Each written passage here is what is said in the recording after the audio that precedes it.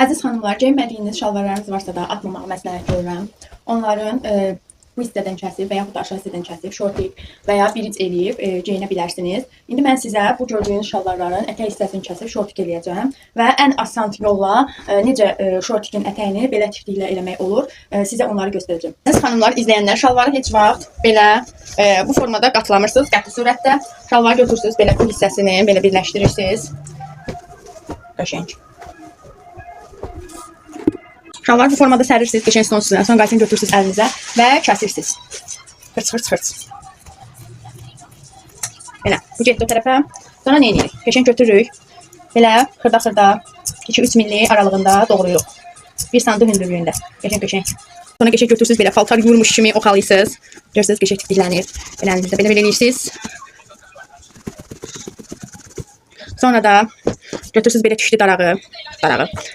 Belə eləyirsiniz. Daha tez və qəşəng nəticə almaq üçün effektiv.